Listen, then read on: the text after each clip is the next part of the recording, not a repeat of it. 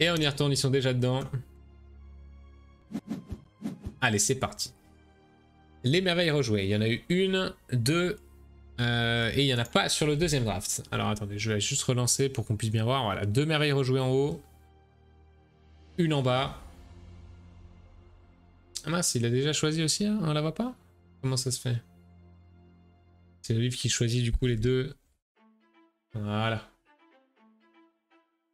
Il a le choix entre Pyramide, Colosse, Mausolée. Mausolée, c'est quand même sympa. Hein. Et il a pris Colosse avec Pyramide qui sont assez faiblardes. C'est un petit peu obvious. Alors, qu'est-ce qu'on a comme carte? Un argile, une pierre. Ok, le symbole roux. Comme jeton, on a la stratégie. On n'a ni la théologie, ni la loi. Donc pression assez faible de ce côté-là. Aucun des joueurs ne peut aller chercher un jeton écarté de la partie. Donc, on n'aura pas la théologie, pas la loi. Ça, c'est sûr. On a fixé l'argile à 1 pour Olive. Il faut qu'on inverse. Du coup, ils auront vraiment été premiers chacun leur tour.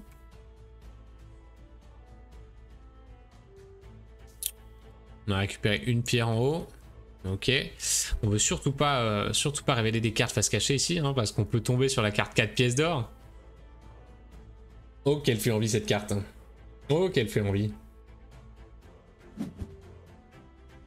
Oh, mais on a pris les 3 points de victoire aussitôt dans la partie. C'est assez... assez nouveau ça comme play. Ok, on libère le papier. Le papier, c'est plutôt intéressant. C'est pour Olive. Ou alors fixer le bois 1. Le bois 1, il s'en fiche un petit peu. Il n'en a pas beaucoup de bois. Son adversaire non plus. C'est pas trop une game de bois là. Hein. Mais Rilk a déjà un argile, une pierre. Ça va coûter cher. Ça va coûter cher à Olive. Même s'il fixe déjà l'argile à 1, la pierre, il en a besoin. Et il choisit de fixer le bois 1. Waouh! Incroyable. Il laisse ce papier, ça libère la plume. Est-ce qu'il va... Ah bah non, il peut pas la prendre la plume. Pas prendre la plume ni la roue. Donc là, il défausse. Donc là, il est pas du tout sur une game science, Olive. Il a abandonné cette idée dès le début. Ah, et on arrive sur de la daube. Hein. On va défausser cette carte à droite. Ouais. Il va être obligé du coup de révéler une de ces deux cartes. Et on a quoi? Le bois? Ouais, le bois. Le bois, c'est important. Et Cyril prend le compas. On va prendre le mortier. Et il prend le compas en premier. Waouh. Je fais des fois des calls de naze. Ouais, c'était évident, effectivement. Il fixait le bois 1, il n'avait pas besoin de ce bois. Évidemment. Et du coup, est-ce qu'il va carrément prendre ce mortier? J'ai quand même des doutes. Hein. Il a besoin de la pierre, là, par contre. Et si, il prend le mortier. Ah, donc je pense qu'il est... Il a dû avoir mal de devoir défausser cette plume au premier tour. Et les 4 points de vie, les 4 pièces d'or. Les 4 pièces d'or, elles sont pour Olive.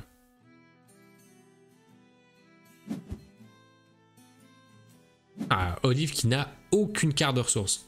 Impressionnant quand même. On va passer au deuxième âge sans aucune carte de ressources. À moins qu'il arrive à récupérer ce verre. Ah bah voilà, il va le récupérer. Ah quand même. Quand même Olive. S'il te plaît. Merci. On dépose cette carte d'armée pour pouvoir jouer en premier la deuxième âge. À moins qu'Olive se lance dans le play, mais il n'a pas les 13 pièces d'or pour rejouer et être le premier à jouer le deuxième âge. Ce bois, il en a même pas besoin. Hein. Ah. Il va en avoir peut-être besoin plus tard quand même. Hein. Il n'a pas besoin pour ses merveilles, mais maintenant que son adversaire il a déjà un bois, et lui le bois vont commencer à lui coûter trop. Ah bah là, il fixe le bois 1. Ok, donc il joue une game sans bois. Il le fixe à 1, donc c'est parti. Et c'est Cyril qui commence. Il va pouvoir lui enlever le compas directement. Par contre, il y a la stratégie dans les jetons et il y a l'économie. L'économie sous-estimée de ouf. Hein. L'économie, c'est super fort. Et on construit la pyramide en premier. Ok, pour s'assurer que Olive puisse pas le récupérer avec le mausolée, c'est bien joué. C'est bien joué. Et ces autres merveilles, il veut pas rejouer tout de suite. Il ne voulait pas casser de carte marron puisque son adversaire n'a pas de carte marron ni avancé sur les boucliers. Et il reste la pyramide. Ça paraissait logique. On veut pas libérer ces 6 pièces d'or. Et du coup, on a révélé 2 cartes random. Double argile. Ça n'a pas trop d'intérêt pour Rill puisque Olive le fixe à 1. Il n'a pas plus besoin d'argile que ça pour l'instant. Maintenant, un verre, un papier au choix. Il y a déjà une merveille qui va lui faire ça. C'est pas très intéressant non plus. C'est pas très intéressant de le couper pour Olive. Il faut regarder sur les cartes d'après là. Ok, l'argile. C'est peut-être effectivement la carte la moins inutile. Il construit sur l'H3. L'H3 qui demande beaucoup d'argile de mémoire. Ça dépend sur quoi, mais... ça dépend sur quoi. Attendez, je vais aller regarder rapidement la répartition de l'H3. Alors l'H3... pour la guerre, ouais, il y a 3 d'argile de bois, 3 bois en verre, et après de la pierre. Pour l'argile, pour la guerre, l'argile est quand même important. Pour les cartes bleues, l'argile est important, la pierre aussi, le bois à poil moins. Et le bois, ouais. Le bois, c'est la ressource, je pense, la moins importante de l'H3, j'ai l'impression. Donc ces 2 argiles, effectivement, ils sont pas perdus. Ouais, choix compliqué aussi pour Olive, hein, du coup, qui choisit cette carte un peu par défaut, je pense. Hein. Il a pas vraiment besoin de ces 3 cartes. Si pour sa merveille, son Mosley, voilà, il l'a pris pour ça et pour avoir une carte commerce en plus. Et ça revient à Olive. Olive qui a très peu de ressources. Hein. Il n'a aucune ressource marron. Je pensais pas que c'était possible de jouer une game sans ressources marron, quoi. Surtout les pierres qui vont lui coûter ultra cher. C'est ça qui est en train de lui exploser son prix de ses merveilles. Maintenant, chaque carte qu'il défausse, il récupère 6 pièces d'or. C'est quand même pas dégueu. Et il va récupérer les 6 pièces d'or de l'autre côté Rill.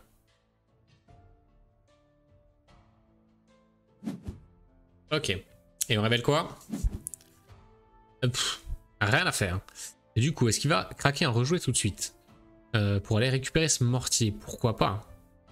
Pourquoi pas? L'économie ne lui servira pas. Par contre, ne pas tenir compte de 2 ressources pour le reste de ses pyramides ou pour les cartes bleues, ça peut être super important.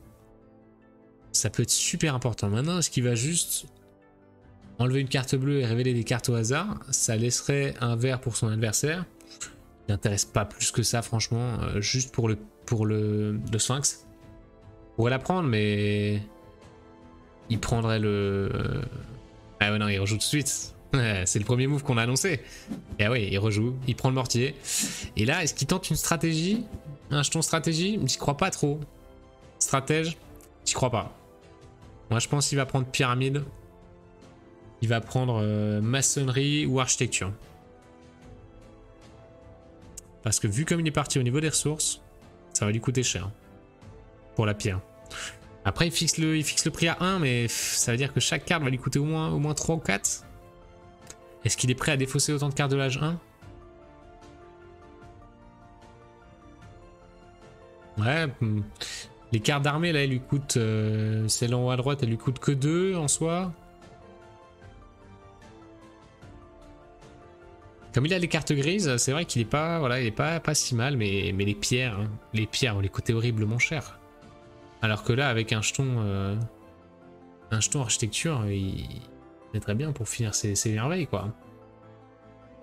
Ah, après, voilà, finir ses merveilles, ça veut dire mettre une pression militaire aussi. Donc, enfin, c'est lui qui la prend un petit peu la pression. Donc, ça pourrait dire rééquilibrer le militaire plutôt que mettre une pression réellement. Et il prend l'architecture. D'accord. D'accord. Il joue tout de suite la fin de game. J'y avais pensé, mais... Je suis sceptique de voir comment il va se débrouiller avec cette ressource de pierre qu'il n'a pas. Et du coup, choix naze pour Rill, qui est obligé de défausser et qui révèle 2 cartes. Et les 2 pierres, elles sont là. Elles sont là. Mais il révélerait la plume qui...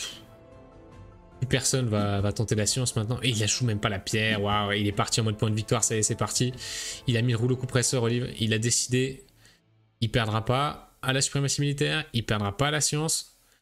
Chaque carte point de victoire maintenant va avoir énormément de valeur.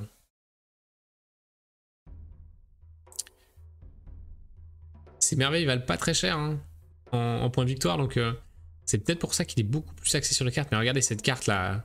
3 pierres qui lui coûtent 12 pièces d'or. C'est terrible. Et il a des fausses. Il a des fausses. Donc là c'est fini. Hein. Olive la pierre, c'est terminado. Alors. Est-ce qu'on va continuer sur les points de victoire avec la plume? Juste on prend la plume. On prend juste la plume. Des points de victoire. Et il a tout à fait conscience que la pression scientifique il la mettra plus. Parce que là même s'il y a une roue qui est le dernier symbole qu'il n'a pas sur l'âge 1 et 2 qui est révélé, son adversaire va s'empresser de la prendre. Et lui, l'économie va peut-être l'intéresser, l'économie. Ou stratège. Ah oui, il va rejouer, il va... Oh, il a pas pris la roue. D'accord. Donc là, il anticipe que Olive va peut-être lui casser une carte grise et que du coup, il va avoir besoin de fixer le coup de ce papier, de ce verre à 1 pour les cartes de l'âge 3.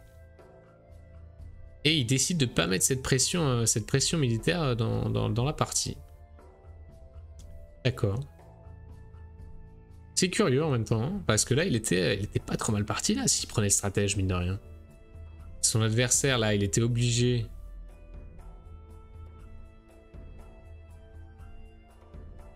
Ah non, il était pas obligé, il aurait pris la carte commerce que Riel vient de prendre.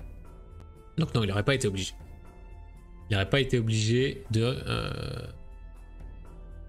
Mais Riel aurait quand même récupéré un double bouclier dans tous les cas, et il aurait pu mettre une sacrée pression. Hein. Ok. Il joue aussi la fin de partie. J'ai l'impression que les deux joueurs ont accepté qu'ils ne gagnaient ni à la science, ni au militaire. Et qui sont partis pour une victoire civile dans tous les cas. J'ai l'impression. En tout cas à la fin de cet âge 2, parce que on va voir les dispositions des cartes à l'âge 3, mais Riel est quand même bien parti pour mettre une pression militaire, mais il a clairement décidé de ne pas la mettre avec ce jeton stratège. Peut-être un peu dommage là-dessus quand même. Et il va récupérer sa pierre, Olive? Non, les points de victoire. Hein. Enfin, les points de victoire. Il a récupéré la plume. Et il va finalement récupérer ce jeton architecture. Waouh! Par contre, là, c'est une erreur de ne pas l'avoir fait dans l'autre sens, quoi. Ça lui aurait coûté moins cher maintenant,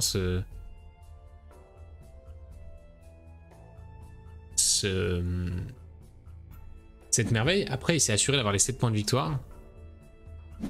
Et voilà, il défend un petit peu, il détruit le papier. Ok. Fin d'âge 2, un peu complexe de la part des deux joueurs. J'avoue que j'ai pas grasp tout ce qui s'est passé. J'ai pas anticipé tout ce qui s'est passé, mais on est déjà parti dans l'âge 3. Allez, c'est parti. On repousse cette petite pression militaire de Riel. Clairement, les pressions militaires et scientifiques, c'est terminé. Ça va tous jouer au point de victoire maintenant. On a défaussé ce globe et on prend les points de victoire. Allez. Oh là, double tablette. Laquelle on prend? Celle de droite, celle de gauche? Celle de droite coûte beaucoup plus cher. Celle de gauche, notre adversaire ne peut pas reprendre cette carte à 8. Il peut la défausser, mais ne peut pas la prendre pour retourner dans la section 5 points de victoire. Donc il a des fausses guildes. Est-ce qu'elle nous intéresse? Elle nous intéresse. 5 pièces d'or, on les récupère puisque notre adversaire a les 5 cartes marron. Et ça nous fait 5 points de victoire en fin de partie. On libère les 3 boucliers. Franchement, on s'en fout. Vu là où on est. Et on va récupérer cette deuxième tablette. Est-ce qu'on la récupère ou est-ce qu'on la défausse pas? La défausser, ça nous rapporte 6 pièces d'or. La prendre là maintenant, ça nous fait perdre 2 points de victoire, mais on en regagne 3. Donc on en gagne 1. Ah, j'avais même pas vu qu'on avait énervé cette carte là. Pardon. Donc là, 6 points de victoire. Ok. On récupère ce globe terrestre pour 2 points de victoire. Là, on préfère le défausser, avoir un petit peu plus de marge de manœuvre sur la fin. Celui-là, on le défausse aussi. Et maintenant, les cartes bleues. Ok, 3 pièces maintenant, probablement 4, 5 points de victoire en fin de partie. Olive qui est devant. Ah là là, ça va être super tendu, ça va jouer à la victoire civile, j'y crois pas. Ah, je ne saurais pas dire là. Olive qui perce ses 5 pièces d'or. Donc là, on est à peu près kiff avec les 10 points de victoire. Au niveau des pièces d'or, on a un peu d'avance pour Olive. Au niveau des Des guildes, on est à peu près kiff-kiff. On rejoue les 6 points de victoire qui sont passés. Oh, oh là là là. Et les joueurs, ils jouent super vite. C'est pas possible. Ils ont déjà décidé. Oh là là. Ril qui passe devant, j'ai l'impression. Ah, Olive qui annonce le GG déjà. Ah oui. Victoire militaire. Qu'est-ce qui s'est passé? Qu'est-ce qui s'est passé pour Olive? Ril qui finit avec cette victoire militaire. GG pour Ril. Non, pas pour Olive, pour Ril.